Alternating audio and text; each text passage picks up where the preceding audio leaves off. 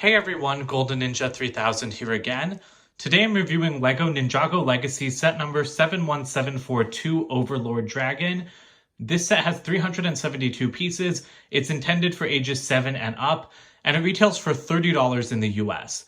This released on January 1st, 2021 as part of the 10-year anniversary sub-theme of Legacy, although this is the only set besides the 4+ one for January 2021 to not include one of those 10-year anniversary Golden Ninja minifigures. Here's Golden Lloyd. Now this is the exact same minifigure that we've seen in a couple of other sets, the Golden Dragon from 2019 as well as the Golden Mech from 2020. That being said, it's still a great minifigure. I do prefer the original Golden Ninja just because, you know, that's like my channel, that's what my entire channel is based around, and I really like the old minifigure because it didn't have all of this green.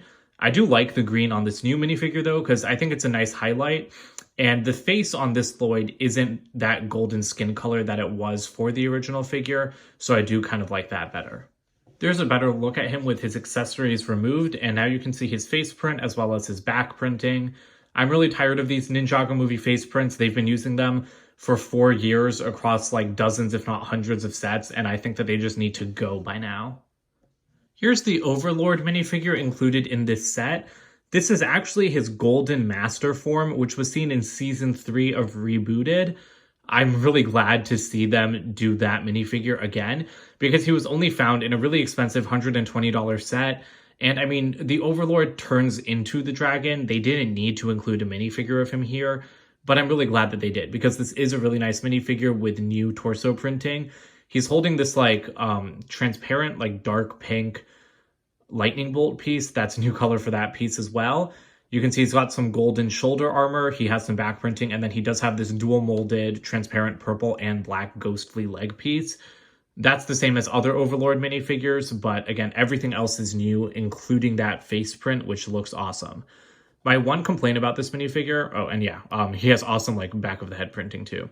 My one complaint with this minifigure is that the helmet doesn't fit properly on his head because of that shoulder armor piece. So if you try putting it like on his head like straight, like it doesn't want to sit there, and so it's always gonna want to rotate just like slightly off center. You can see it just popped up.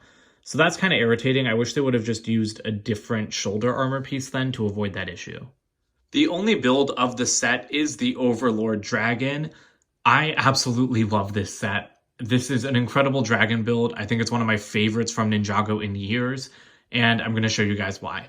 First of all, I love the color scheme. The black, dark bluish gray, dark blue, and then the dark purple is a really nice color scheme. I do think like the dark bluish gray is maybe just like a little bit too much. Maybe those pieces should have been black, especially on the feet. I think those arms would look a lot better in black, but it doesn't bother me too much.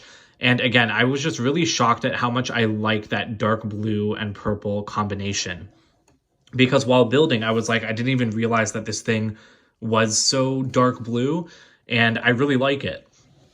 The other thing that I like is like how the wings are built. So let's take a closer look at those.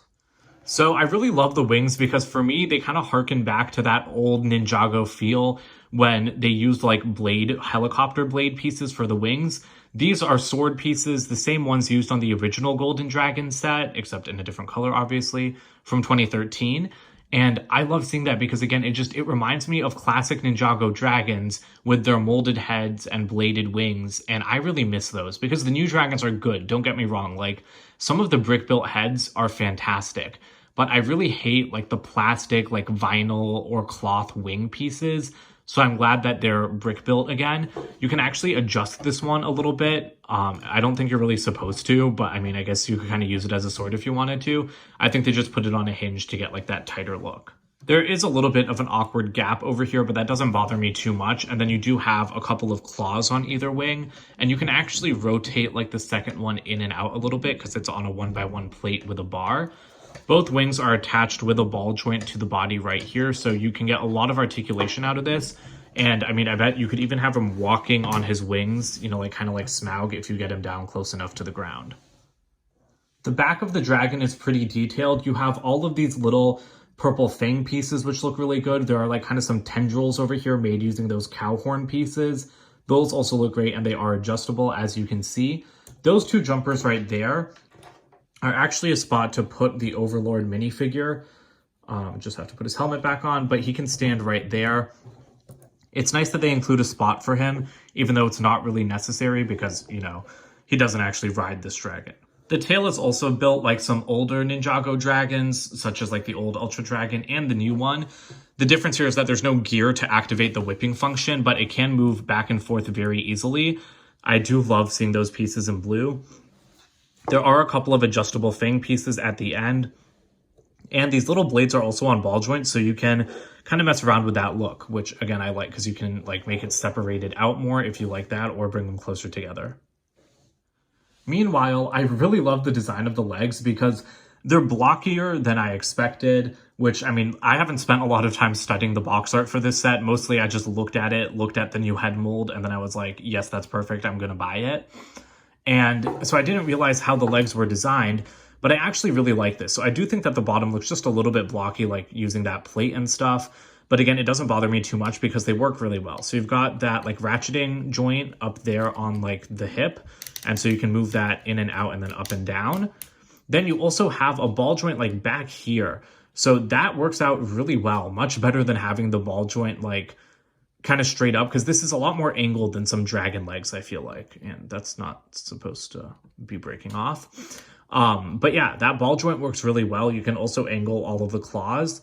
And so you can get some pretty good poses out of this thing just because of that, the placement of that ball joint. And so I'm very happy with that. And then lastly, for the neck and the head, this part of the neck can't move, although it is flexing a little bit because it's kind of just pasted onto the front of the body, which was interesting to me. I thought that that might be able to move. Then you have this really small section with two ball joints in the middle. That gives you like a good range of motion. And then another thing that surprised me were the actual head molds, because these are great new pieces. You know, you have like that awesome Overlord Dragon look with the golden teeth dual molded in. Those teeth are rubber, which makes sense because they are kind of like long and spindly. The eye printing is pretty great as well. And you can see the teeth like kind of lock together like the Indominus Rex, which is based off of like crocodiles, I think. You've also got some more fangs on the bottom, giving it that kind of bearded dragon look. But what surprised me is that this is all there is to the head. Like there's no build whatsoever. Some of the newer Ninjago dragons have had head molds, but then also a little bit of building. These are just connected by some like droid arm pieces. And as a result, you can like open these jaws like an insane amount. So this is like as far as you can take it, which is just crazy. I thought that they'd have something restricting that, but I really love that because in like the finale, what was supposed to be like the series finale of Ninjago, you know, like the Overlord Dragon opens his mouth really wide and like swallows the Golden Dragon and Lloyd whole. And so you can like recreate that because of how far you can open this mouth. And I really love that because I just think that's a fantastic feature and a really good look, even though it can lead to awkward situations like that. I wanted to show the head molds in a little bit more detail because here's what the inside looks like. So you can see the dual molding of the teeth. And again, those are slightly rubbery. But I really love these new head pieces, and this really makes the dragon look fantastic because I don't think there's any way they could have achieved the distinctive look of the Overlord Dragon without new molds. The one thing that's missing is that there's no like tendrils coming out the back of his head. That was like a big feature of the design in the show. I don't even know how to describe them, but you know, they were just like really long tendrils that came out like all the way back past his head. So I really wish that they could have been included because to me, the head does look a little bit like naked back here without them. Lastly, there's actually a good amount of detail on the bottom of this dragon as well. So you kind of have this golden rib cage design almost. That looks great. And then you even have another trans pink lightning bolt, this time the classic lightning bolt piece. That was a fantastic surprise. And you don't usually see this kind of detail on the bottom of LEGO models. Here are the extra pieces. Here's the box for this set. I think that this art is really beautiful. The dragon's in a little bit of an awkward pose, and honestly, it's a lot smaller like on the box than it is in real life. I was shocked by the size of this thing in person, but I do really like that energy around Lloyd. They've slightly updated the Legacy logo for 2021.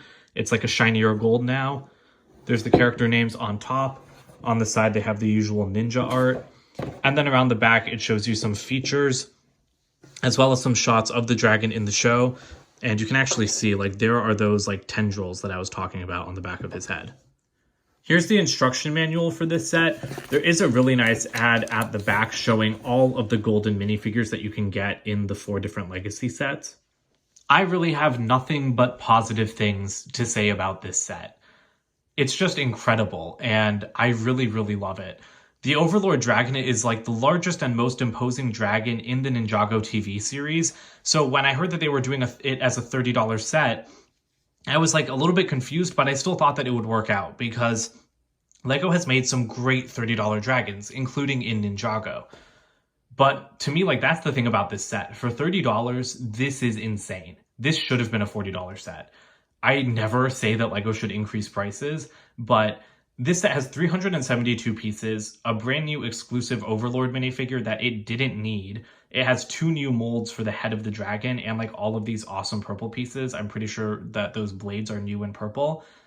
And just look at the size of the thing next to Lloyd. Like, the fact that they managed to make this set so imposing, even though it's only $30 and like Ninjago has made dragons as big as like $80, $90, that's just insane to me. I'm incredibly happy with how this set turned out. I think that it's going to pair very well with like the 2019 Golden Dragon because it was so much larger than that dragon in the show, and so the same will be the case here. I also think that this would go great with the 2013 one, although sadly I don't own that one. And overall, I mean, this is just awesome. This is an awesome set. This blew me away, and LEGO does not often exceed my expectations, not with like regular $30 retail sets like this. Usually LEGO sets meet my expectations or fall slightly below. I only have 2 problems here, and they're very nitpicky. They're just the fact that you don't have the tendrils coming out of the head. I'm sure I could find a way to fix that for myself. And then it's the fact that the Overlord minifigure's helmet like pops off. Those aren't huge deals, and again, like, this is probably my favorite Ninjago Legacy set to date. The Monastery and Destiny's Bounty are amazing. This is definitely my top 3 Legacy sets. But, I mean, it's my favorite Ninjago dragon since at least 2017's Dragon Forge. Maybe even since the originals in 2012 and 2013. That's the highest praise that I can give to this set. I think it's awesome. I think that you should definitely go out and buy it. I think $30 is a steal for this, especially compared to the other Legacy sets this wave, which I'm waiting for like a 20% discount on.